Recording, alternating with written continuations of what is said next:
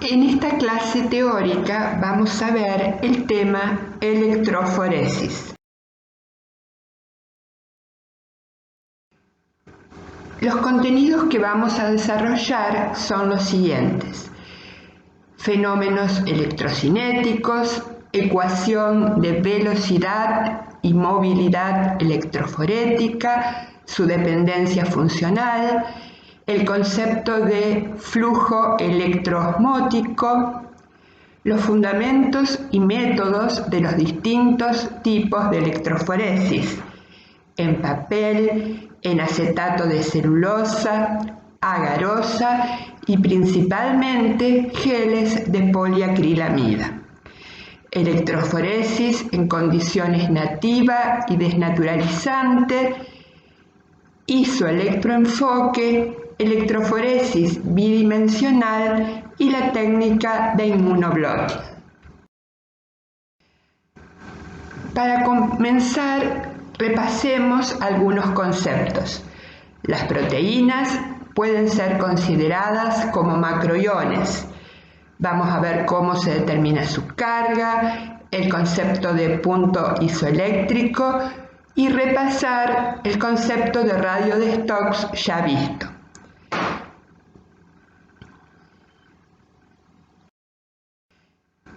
Dijimos entonces que las macromoléculas pueden ser consideradas como macroiones. Las proteínas, los ácidos nucleicos y algunos polisacáridos se pueden considerar macroiones con forma, carga y distribución de cargas particulares para cada uno. ¿Cómo se originan las cargas en las macromoléculas?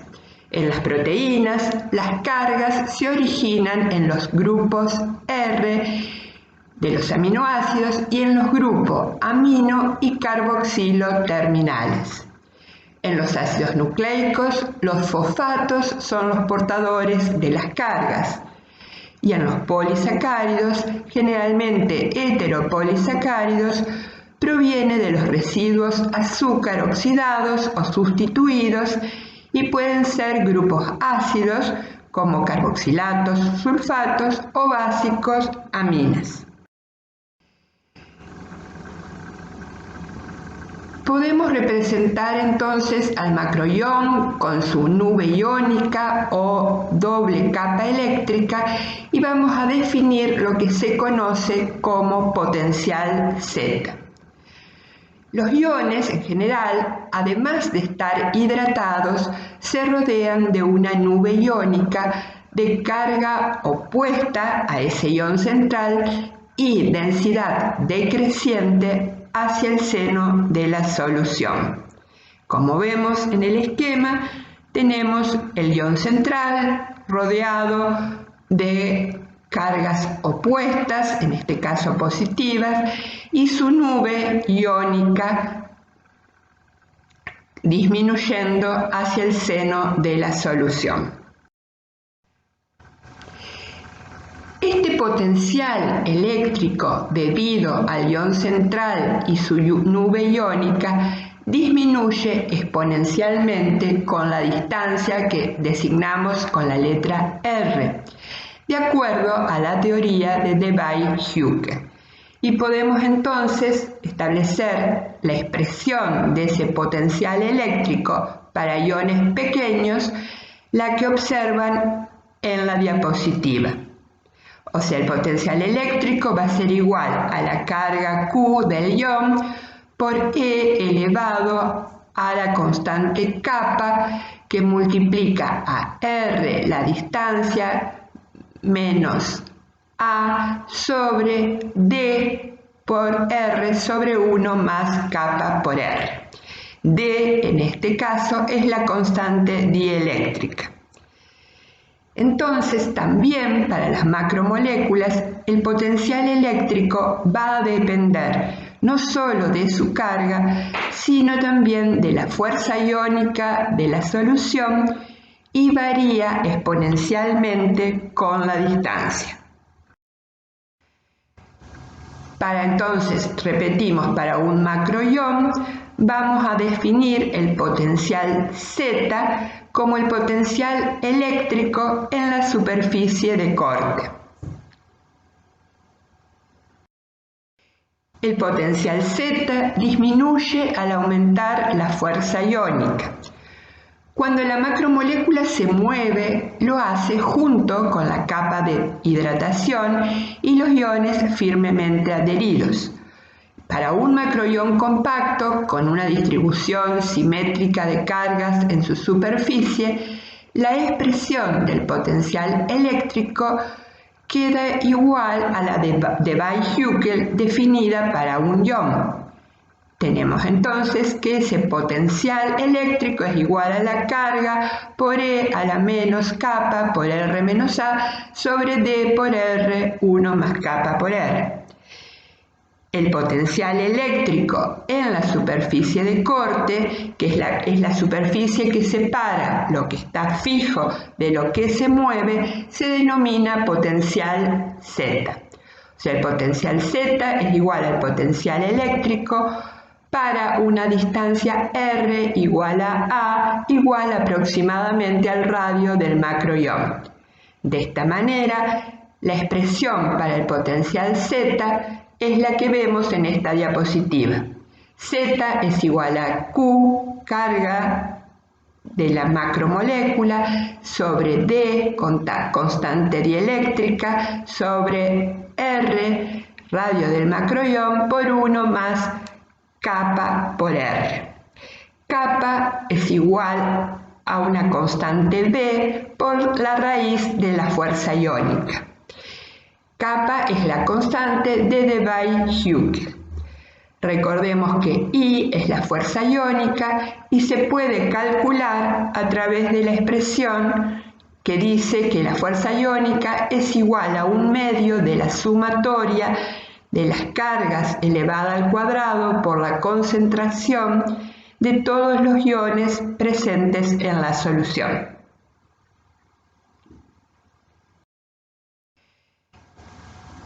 En general, la doble capa eléctrica y el potencial eléctrico aparecen en superficies sólidas cargadas en contacto con líquidos. Influyen en muchos fenómenos dinámicos en los que participan las macromoléculas. Por ejemplo, electroforesis, interacción con otras macromoléculas, sedimentación, etc. También el fenómeno de la doble capa eléctrica y el potencial Z en superficies sólido-líquido originan la electroósmosis que se desarrollará más adelante. Vamos a ver entonces qué entendemos por electroforesis.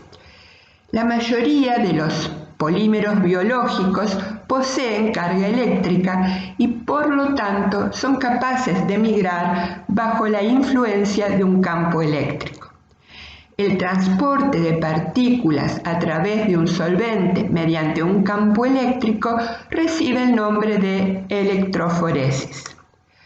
Una forma usual de caracterizar una macromolécula es la determinación de la velocidad con que se mueve al someterla a un campo eléctrico. Esta propiedad puede ser utilizada para calcular la masa molecular de una proteína, para distinguir moléculas por su diferencia de carga neta o su forma, para detectar cambios de aminoácidos, o sea, mutaciones de restos polares o no polares, y para separar distintas especies moleculares. Vamos a ver entonces estos procesos y sus aplicaciones.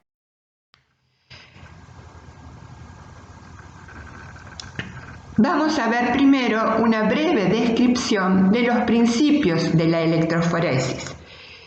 Dijimos que si una partícula con una determinada carga Q suspendida en un medio se encuentra en un campo eléctrico E, la partícula se moverá a una velocidad constante, que designamos con la letra B, determinada por el balance entre la fuerza eléctrica, que es igual al campo eléctrico aplicado por la carga de la partícula, y la resultante del rozamiento con el medio, que es igual a F, recuerden que F es el coeficiente de fricción, por V la velocidad.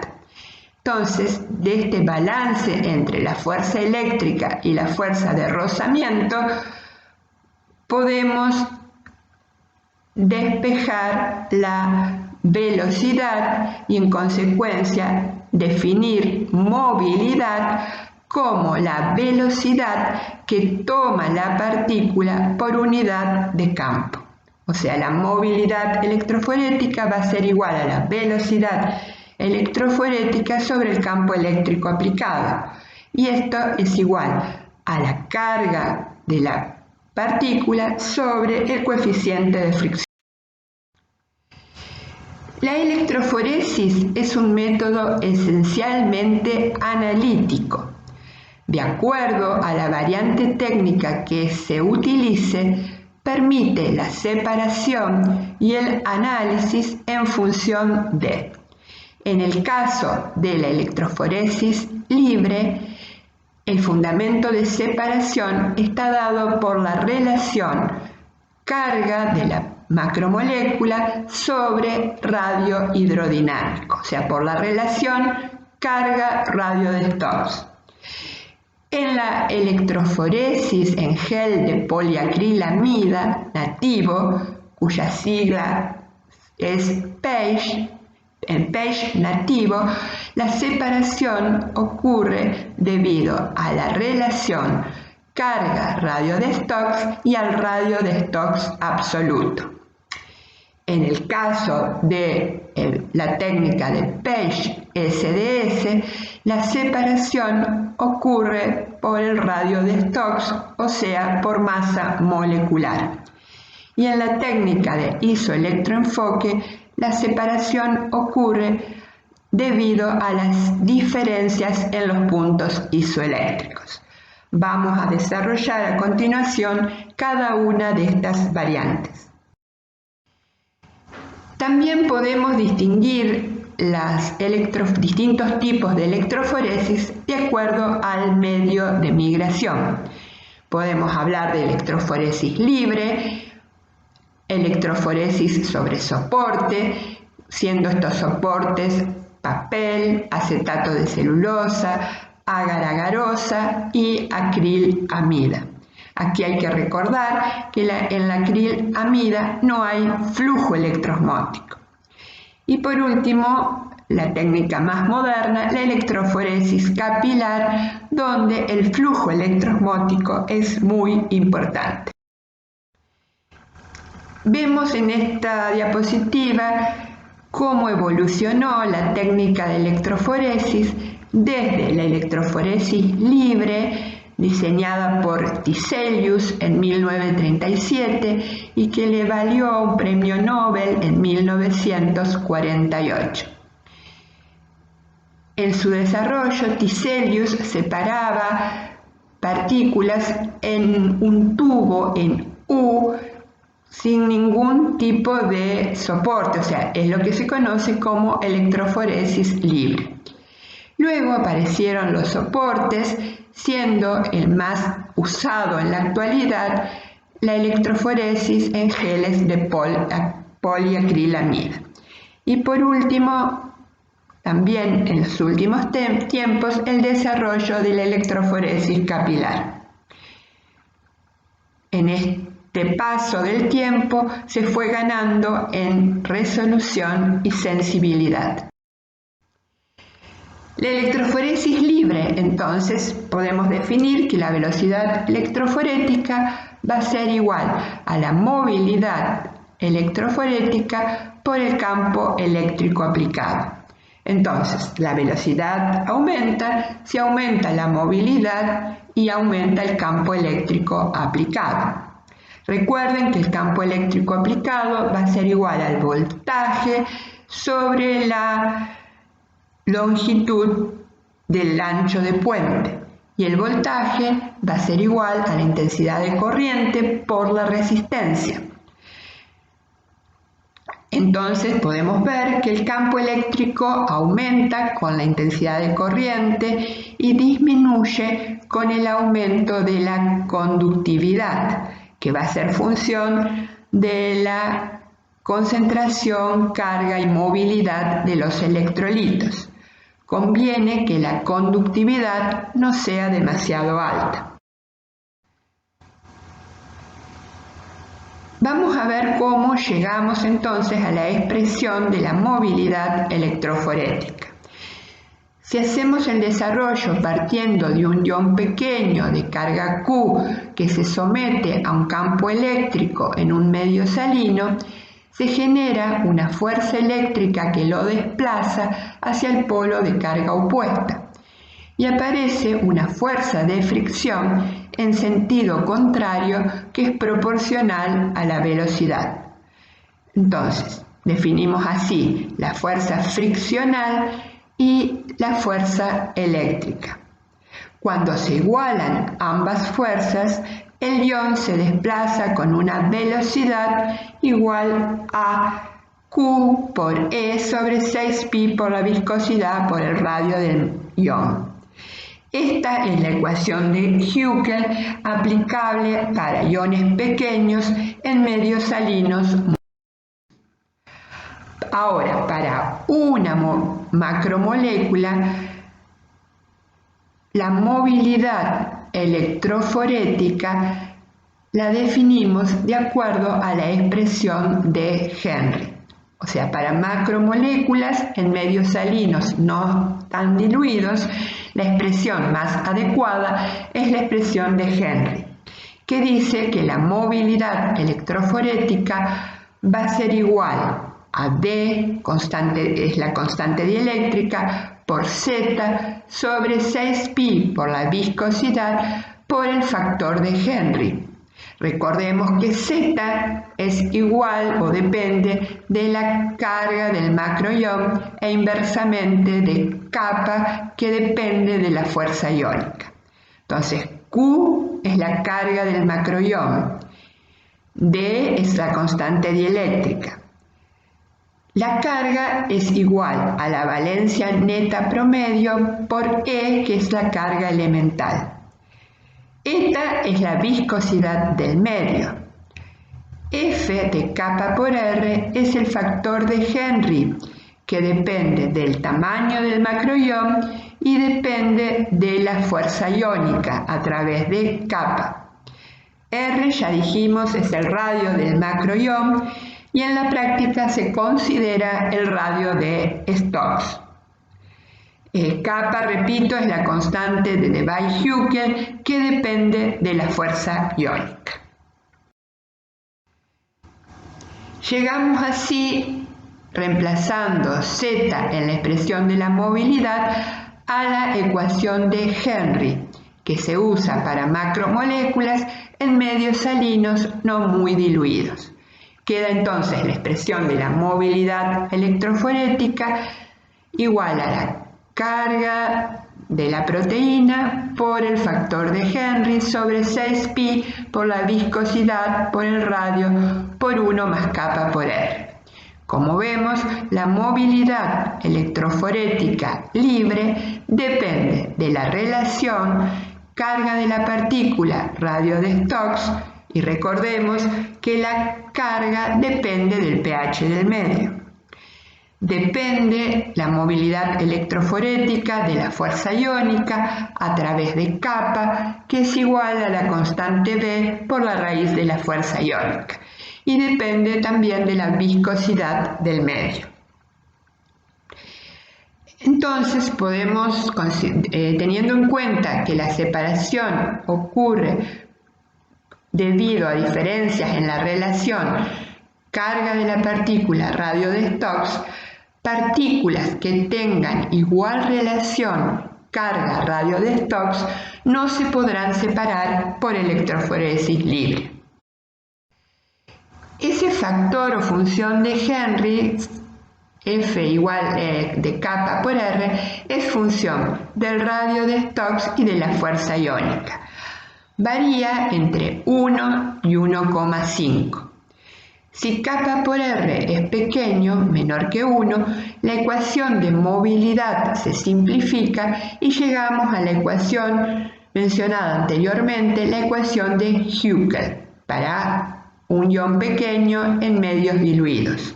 Si kappa por R es mucho mayor que 1, corresponde la ecuación de Smoluchowski, que resulta igual a la expresión de la velocidad electrosmótica. Hasta aquí hablamos de electroforesis libre. Cuando se empiezan a sumar los soportes, aparecen otros fenómenos adicionales, como la adsorción, tortuosidad, evaporación del solvente, electroósmosis, efecto tamiz. Estos son los más importantes que desarrollaremos con más detalle. ¿Qué se entiende por electroósmosis? Ya dijimos que la electroforesis puede definirse como la migración de un sólido respecto del líquido por la acción de un campo eléctrico. La electroósmosis implica la migración del líquido respecto del sólido por la acción de un campo eléctrico. En ambos fenómenos interviene la doble capa eléctrica y el potencial Z. Si un sólido se pone en contacto con un líquido y el sólido adquiere cargas fijas, se genera un potencial eléctrico sólido-líquido y se forma la doble capa eléctrica. Al aplicar un campo eléctrico, el líquido se desplaza con una velocidad que depende de ese potencial Z del sólido, del tubo.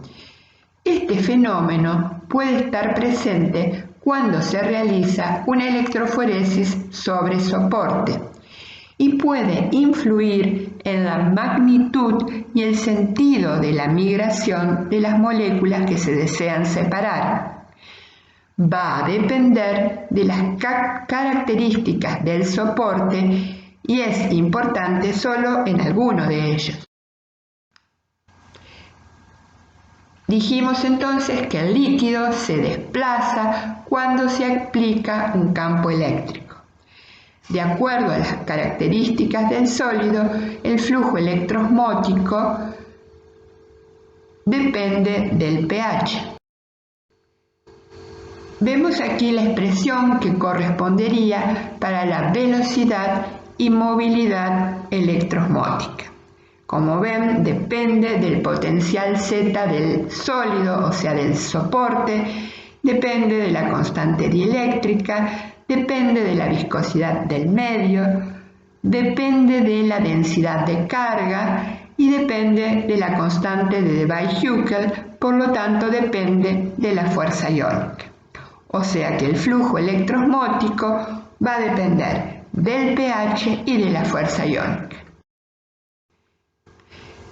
Este fenómeno de electroósmosis es relativamente importante en soportes de acetato de celulosa y agarosa. No se produce o no está presente en los geles de poliacrilamida y es muy importante en la electroforesis capilar, en capilares de sílica no revestidos. Dado que a pH neutro o alcalino el soporte posee cargas fijas negativas, el flujo electroosmótico se dirige hacia el polo negativo y arrastra tanto a los compuestos neutros como a los cargados positiva o negativamente. Y podemos definir así una velocidad electroforética neta que va a ser igual a la velocidad electroforética de la macromolécula más la velocidad electroforética del flujo electroosmótico.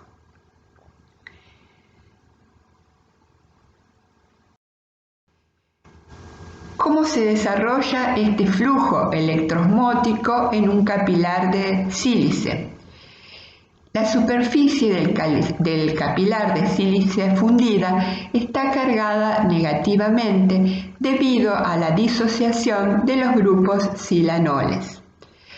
Existen cationes hidratados provenientes del buffer acumulados cerca de la superficie. Dijimos entonces que se genera esa doble capa eléctrica y aparece el potencial Z del tubo. Cuando aplicamos una diferencia de potencial, se origina un flujo de líquido en dirección al polo negativo. Vemos en el esquema el desarrollo entonces del flujo electroosmótico. En esta diapositiva vemos la migración diferencial de los solutos superpuesta al flujo electroosmótico en una electroforesis capilar por zona.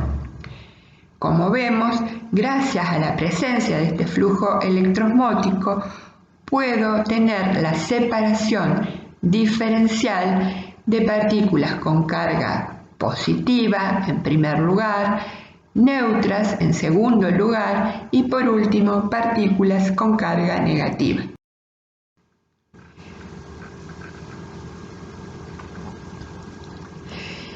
Dijimos entonces que existen diferentes tipos de soporte para el desarrollo de la electroforesis. La función del medio soporte es principalmente evitar perturbaciones mecánicas y corrientes de convección que pueden producirse por cambios de temperatura o por elevada densidad de las disoluciones que contienen la muestra. De todos modos, el medio soporte algunas veces absorbe varias especies moleculares o actúa como un tamiz molecular que puede contribuir en cierto grado a la separación. La electroforesis en papel a bajo voltaje, es decir, 20 volts por centímetro, ha sido utilizada para el análisis de mezclas proteicas. Hoy en día, esta técnica ha sido superada por la electroforesis en gel.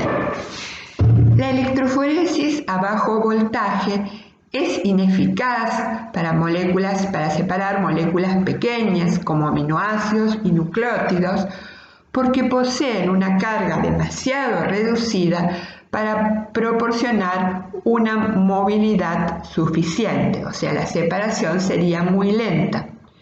Y por otra parte, su pequeño tamaño les confiere una considerable difusión. En la electroforesis a alto voltaje, decimos un valor de 200 volts por centímetro, la velocidad de separación aumenta, pero se produce una intensidad de corriente alta, por lo que es necesario sistemas de refrigeración. Y la electroforesis a alto voltaje en papel fue de gran valor para la separación de aminoácidos y péptidos. Vamos a ver aquí un ejemplo de la electroforesis en tiras de acetato de celulosa. La utilización de membranas de acetato de celulosa en vez del clásico papel usado en la antigüedad evita el efecto de adsorción, puesto que la mayor parte de los grupos hidroxilos de la celulosa están esterificados con residuos de acetato que no absorben por lo general las muestras a tratar. En esta técnica la resolución es mayor y la separación a bajo voltaje se realiza de modo más rápido. Asimismo, se reduce la tinción de fondo, por lo que aumenta la sensibilidad del método.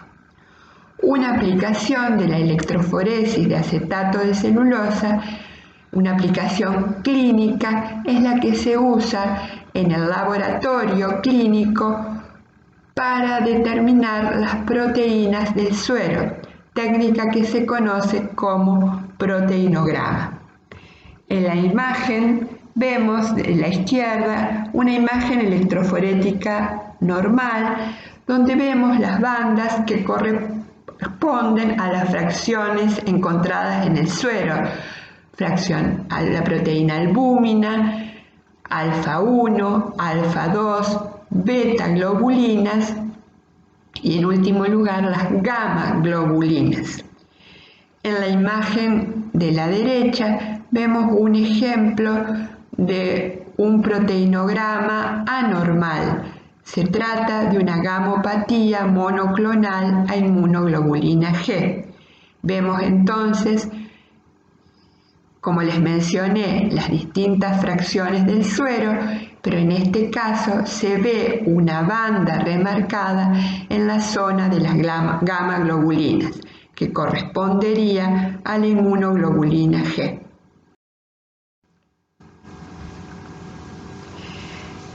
En este caso vemos una imagen de un proteinograma de suero realizado en acetato de celulosa que no evidencia la condición de aloalbuminemia que sí se observa en un electroferograma por electroforesis capilar. ¿Qué se entiende por aloalbuminemia o bisalbuminemia? En este caso existe una mutación en la molécula de albúmina y de tal manera que se pueden diferenciar dos poblaciones de albúmina, la albúmina normal y la albúmina variante, la que presenta la mutación. Como vemos entonces en el acetato de celulosa no se observa esta diferencia, vemos una única banda y sí se observa la albúmina normal y la albúmina variante en la electroforesis capilar.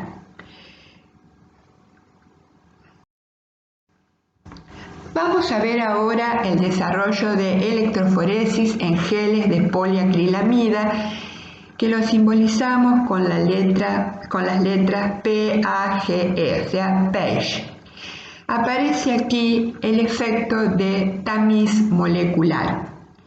Las moléculas migran ahora a través de los poros del medio que ejercen un efecto de tamiz. Si bien este efecto está presente en todos los medios gelosados, para las proteínas es muy importante en los geles de poliacrilamida cuya porosidad puede ser controlada. A medida que aumenta la concentración de acrilamida, disminuye el tamaño de poro y aumenta entonces el efecto de tamiz molecular. Las moléculas sufren así un retraso adicional que depende de su radio de Stokes y del tamaño del poro, dado por el porcentaje usado de acrilamida. Podemos encontrar una expresión semiempírica que dice que el logaritmo de la movilidad de la proteína en el gel va a ser igual al logaritmo de la movilidad libre menos una constante Kr que depende del radio de Stokes por la concentración del gel, dado por, dijimos, el porcentaje de acrilamida. Vemos entonces cómo esa movilidad en el gel varía de acuerdo al porcentaje de acrilamida utilizado y vemos que depende del radio de Stokes. A mayor radio de Stokes, mayor pendiente.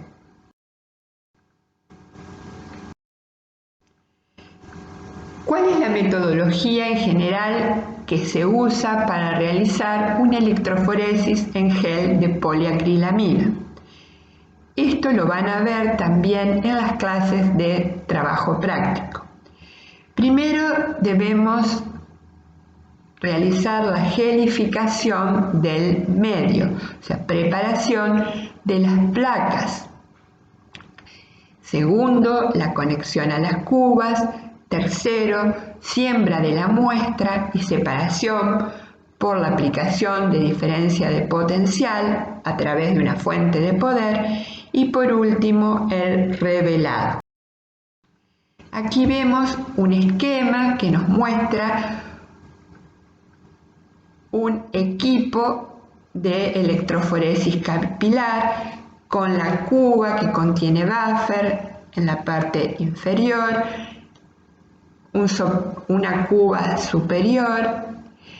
Vemos el gel ya gelificado y la siembra de muestra en la parte superior. Si se debe gelificar el gel, los componentes son el monómero, acrilamida, el reactivo entrecruzante, bis-acrilamida. Se deben usar catalizadores como el TEMET, que es tetraetiletilendiamina, e iniciador de radicales libres, persulfato de amonio. Se debe polimerizar en ausencia de oxígeno.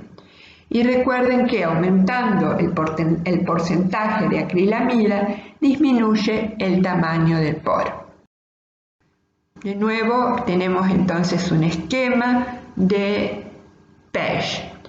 El compartimento inferior con buffer.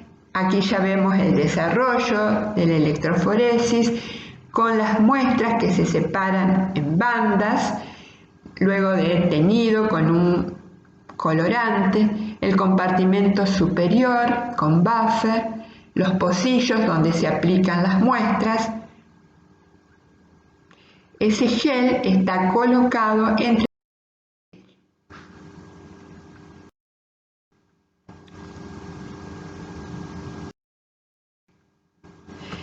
Dentro de la electroforesis en gel de poliacrilamida existen distintas variantes técnicas. Cada una posee una particularidad en relación al principio de separación. Podemos hablar de Page nativo, que se puede realizar en forma continua o discontinua. Continua significa un solo tipo de gel. Discontinua tenemos dos tipos de geles, lo que llamamos como poro grueso y poro fino. Page desnaturalizante se usa el agregado de SDS o urea. También puede ser realizado en forma continua o discontinua y en un medio reductor o no reductor. También tenemos la técnica de isoelectroenfoque, la electroforesis bidimensional. ¿Qué significa entonces electroforesis discontinua? El medio posee dos geles, el gel de poro grueso o gel de apilamiento y el gel llamado de poro fino o gel de separación. La relación de las movilidades de las especies aniónicas que en las distintas zonas conducen la corriente y los cambios de pH producen el efecto de apilamiento y luego permiten la separación con mayor resolución. O sea, el llamado gel de apilamiento tiene una concentración de acrilamida de alrededor del 4 a 5% y un pH dado por el buffer triclorhídrico igual a 6,8, mientras que el gel de separación o gel de poro fino tiene un porcentaje de acrilamida que puede variar entre un 8, un 10 hasta 15% y un pH de 8,8. Esta forma de realizar la electroforesis, o sea, en forma discontinua, usando el gel de apilamiento, logra un aumento de la resolución por la concentración.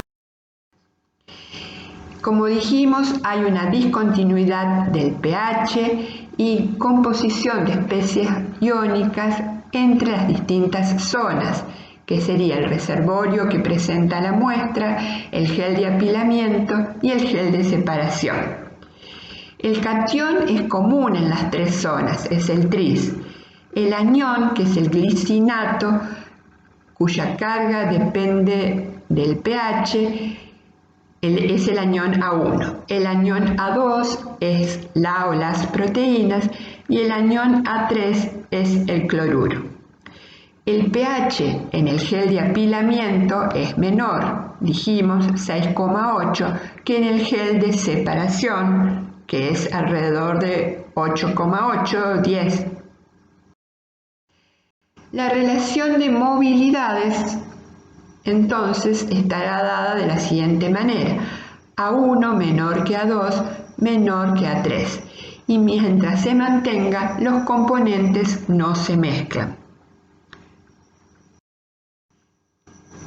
En el gel de apilamiento, el campo eléctrico es diferente en ambas capas y las proteínas quedan atrapadas entre el glicinato y el cloruro. En el gel de separación, al aumentar el pH, la movilidad de la glicina pasa a ser mayor que la de las proteínas. El frente se mueve delante de las proteínas y éstas se mueven en un medio de conductividad constante y se separan en función de su movilidad. Vamos a ver ahora particularmente el pH nativo. Recordamos que la separación en esta técnica, en este método, se debe a la relación carga radio de Stokes y radio de Stokes absoluto. Repito, la separación se da en base a la relación carga radio de Stokes y radio de Stokes absoluto. Por lo tanto, dos proteínas que tengan igual relación carga radio de Stokes, si poseen distintos radio de Stokes, se pueden separar por pH nativo. Recuerden que en la electroforesis libre, dos proteínas con igual relación carga radio de Stokes no se podían separar. Cuando se agrega SDS al medio, o sea, vamos a realizar ahora una electroforesis en gel de poliacrilamida en presencia de SDS. ¿Qué es el SDS? Es un detergente dodesil sulfato de sodio que lo que hace es, si la proteína posee estructura cuaternaria, disocia las subunidades y les confiere una relación constante carga-masa y una forma semejante. Por lo tanto, a diferencia de lo que ocurre en condiciones nativas, todas poseen una relación carga-radio de Stokes semejante. De este modo, la movilidad será en función del radio de Stokes, o sea, la separación ocurre en función del radio de Stokes. Y como la forma es similar, se puede decir que la separación será en función de la masa molecular.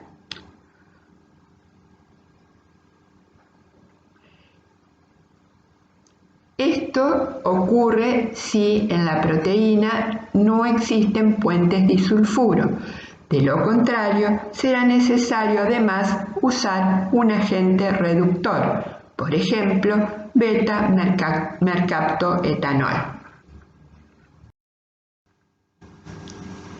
Dijimos entonces que si es un oligómero, el SDS disocia las subunidades. En este ejemplo vemos el caso de un homodímero, o sea, una proteína que presenta dos subunidades iguales.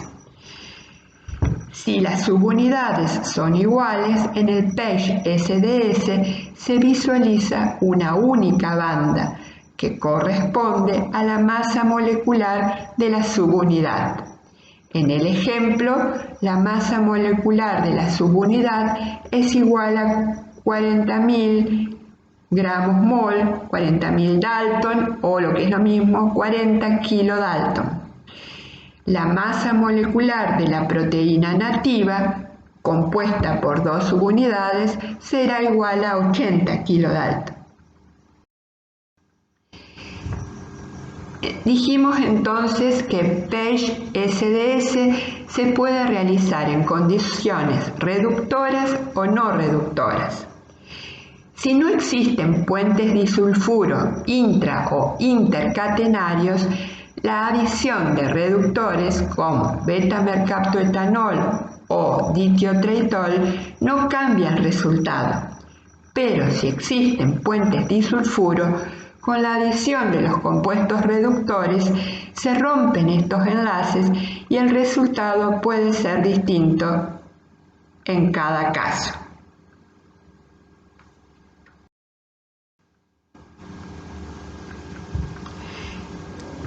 Aquí vemos el ejemplo de una proteína que tiene uniones puentes disulfuro. Al agregarle beta-mercaptoetanol se rompen estos puentes disulfuro y quedan entonces 2 cadenas. Si realizamos una electroforesis en presencia de SDS y beta-mercaptoetanol, visualizaremos 2 bandas.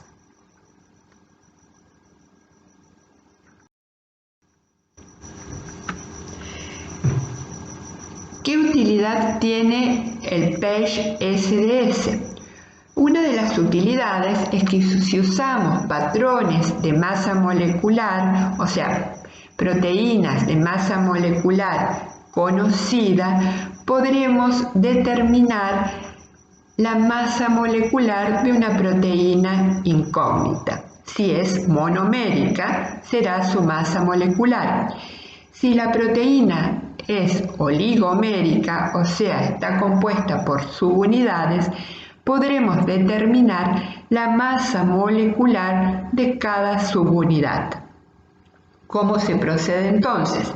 Se realiza la electroforesis en gel de poliacrilamida en presencia de SDS, sembrando los patrones en un carril y la muestra incógnita en otro carril. Luego es posible, luego de realizada la corrida y la tinción, es posible medir la migración de los patrones y graficar el logaritmo de la masa molecular de los patrones en función de la distancia migrada. Vamos a encontrar entonces, el resultado es una recta, donde luego podemos entrar con el valor de migración de nuestra proteína incógnita o de la subunidad de la proteína incógnita y calcular la masa molecular. También se puede graficar, en lugar de distancia migrada, lo que se conoce como RF, o sea, graficar el logaritmo de la masa molecular de las proteínas patrones versus RF. El RF se calcula midiendo la distancia migrada por la proteína sobre la distancia migrada por el frente de corrida. Este frente está marcado por el colorante que se usa en la corrida. De igual manera, calculamos entonces el RF para cada proteína patrón y para la incógnita y podemos determinar así la masa molecular de la proteína si es monomérica o de la o las subunidades si se trata de una proteína oligomérica. Bueno, aquí vemos todo el equipo necesario para realizar un PEG. Los vidrios, los separadores, el soporte donde se apoyan las placas de vidrio para gelificar, obtener el gel, la cuba, la conexión de los electrodos que luego se hará a la fuente.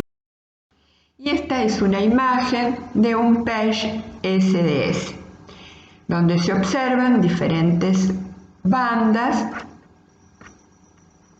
y se pueden distinguir los componentes de cada muestra. En cada carril sembramos una muestra. En uno de los carriles se siembra siempre, en el caso de PEG SDS, marcadores de peso molecular. También se puede realizar un PEG desnaturalizante con urea.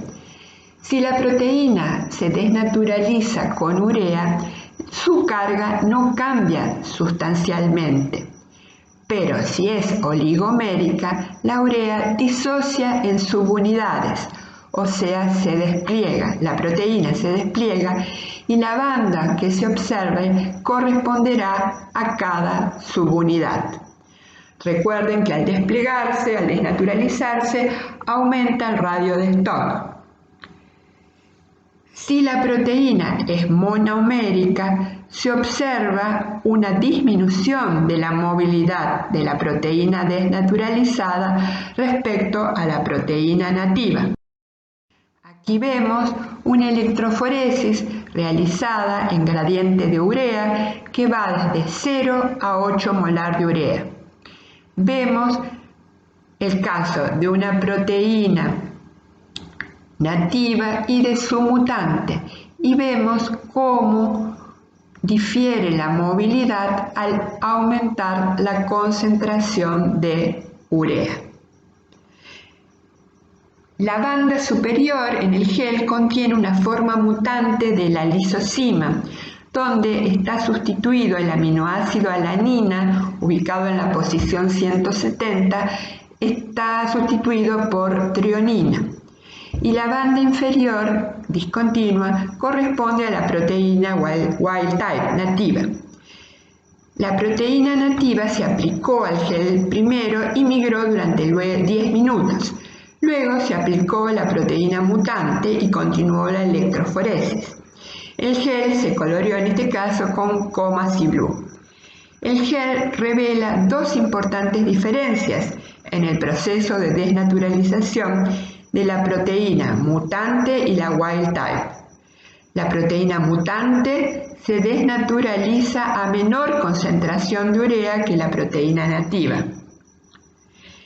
Y otro detalle que podemos observar es que la interconversión entre la forma nativa y desnaturalizada de la proteína nativa es relativamente lento, dando lugar a esa discontinuidad que se observa, mientras que la proteína mutante es más rápido, produciendo una banda uniforme.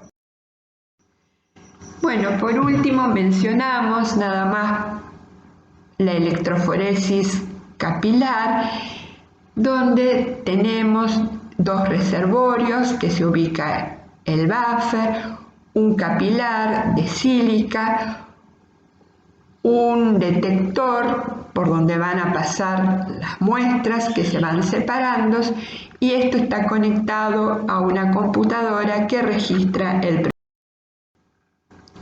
Esto es nada más que a modo ilustrativo la separación de teofilina, ácido benzoico y ácido salicílico realizada por electroforesis capilar a pH 10 y una fuerza iónica 88 milimolar.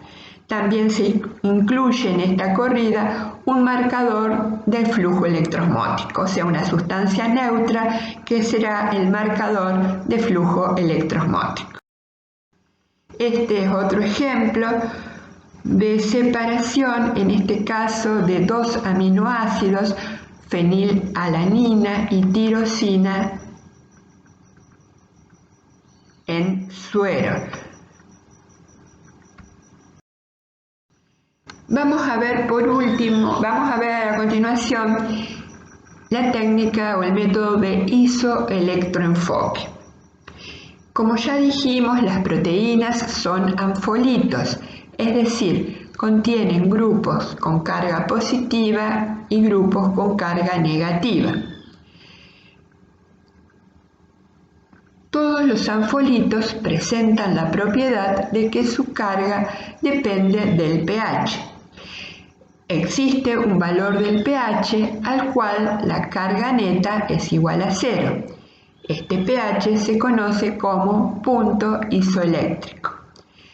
En el punto isoeléctrico, el anfolito no se moverá si se lo somete a un campo eléctrico. Si se coloca entonces una proteína en un gradiente de pH, las moléculas se moverán hasta llegar a un punto en el que el gradiente en el que presenten carga neta nula. Entonces cesará su movimiento. O sea, repito, si se coloca la proteína en un gradiente de pH, esta proteína se moverá hasta que alcance un valor de pH igual a su punto isoeléctrico. En ese punto detendrá su movimiento. En una mezcla de proteínas, cada una de ellas se situará en aquel punto del gradiente donde el pH sea igual a su punto isoeléctrico, y así logramos la separación por la diferencia en su punto isoeléctrico. El método que se emplea para producir un gradiente de pH estable consiste en distribuir polianfolitos sintéticos de bajo peso molecular que cubran un amplio margen de punto isoeléctrico. Estos polianfolitos usualmente son mezclas de polímeros de ácidos carboxílicos y aminas alifáticos. El método de isoelectroenfoque tiene dos grandes ventajas. Se pueden separar mezclas que por otros métodos resultarían imposibles, y otra ventaja es que las proteínas quedan significativamente concentradas. La separación entonces en isoelectroenfoque se da en función de la diferencia en los puntos isoeléctricos. Se genera entonces un gradiente de pH, como vemos en el ejemplo, de 4 a 10.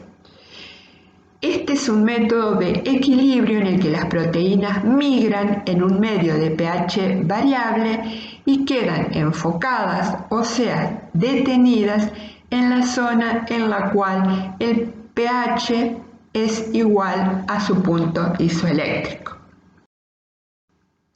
Aquí vemos un esquema de un isoelectroenfoque y con la cuba que se usa para este procedimiento. Por último, vamos a ver la electroforesis en dos dimensiones, o sea, electroforesis bidimensional. Permite separar por dos principios distintos. Lo más común es separar primero por punto isoeléctrico y luego por masa. De este modo, los componentes que posean el mismo punto isoeléctrico y que aparecen en una misma banda en la primera dimensión, en la segunda dimensión se separan en función de sus masas. En el esquema vemos entonces primero la separación por isoelectroenfoque a la izquierda y luego la separación en la segunda dimensión por la técnica de Page-SDS. Repito, en la electroforesis bidimensional las proteínas se separan en la primera dimensión por diferencias en su punto isoeléctrico, si existen. A continuación, el gel se gira en otra dimensión y se añade el SDS al buffer, o sea, vamos a hacer una electroforesis en presencia de SDS. Las proteínas se separan en esta segunda dimensión por diferencias en su masa molecular. Finalmente se tiñe el gel y se mide la intensidad de cada una de las bandas. Determinar la identidad de cada una de estas manchas que se observan en la electroforesis bidimensional no es una tarea fácil.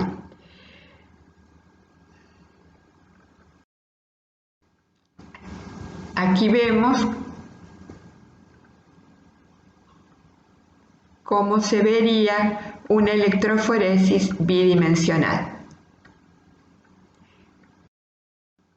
Otro esquema de la electroforesis bidimensional.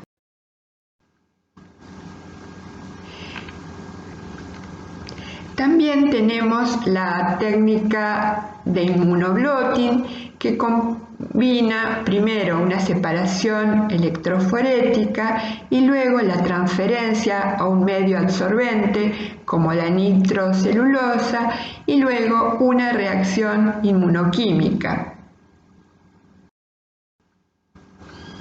O sea, luego de la separación electroforética, las bandas son transferidas a membrana de nitrocelulosa y finalmente estas bandas proteicas transferidas se someten a una reacción inmunoquímica. Previamente se deben bloquear los.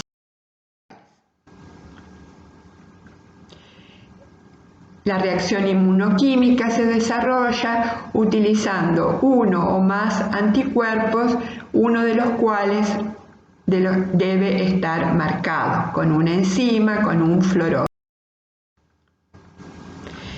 Bueno, por último, para terminar, tanto los ácidos nucleicos como los polisacáridos también se pueden separar por electroforesis. Los principios son los mismos que para proteínas, pero dada la estructura molecular, presentan particularidades en la separación y la tinción. Los ácidos nucleicos, recuerden, poseen una relación carga-pares de base semejante. Los ADN doble hebra de gran tamaño pueden considerarse como ovillos cuya carga es proporcional a la longitud y a su vez al coeficiente friccional.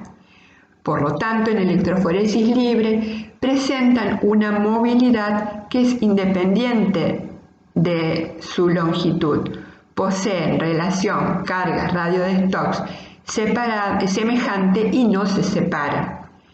En los medios gelosados, la movilidad depende no solo de la relación carga-radio de Stokes, sino también debido al efecto tamiz de la masa, o sea, pares de base, y la forma, radio de Stokes. Si se asume que la forma es semejante para todos y se usan patrones adecuados, se puede determinar la masa molecular, o sea, el número de pares de base. En caso de poseer diferentes formas, si se desnaturaliza, la movilidad depende esencialmente de la masa y se puede utilizar este método. Para ADN se usan geles de agarosa o acrilamida y las cubas de agarosa son en general horizontales. El gel se encuentra sumergido en el buffer de corrido.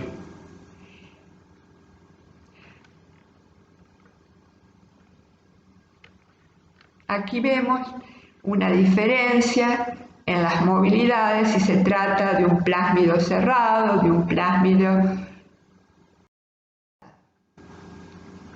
Lo mismo aquí, en la línea 1 vemos marcadores, en la línea 2 vemos un ADN circular no enrollado, migra menos que el circular súper enrollado, y en la línea 3 uno lineal que migra más que el circular no enrollado y menos que el circular súper enrollado. Bueno, la visualización se realiza en un transiluminador a partir de la unión a colorantes fluorescentes como el bromuro de tirio.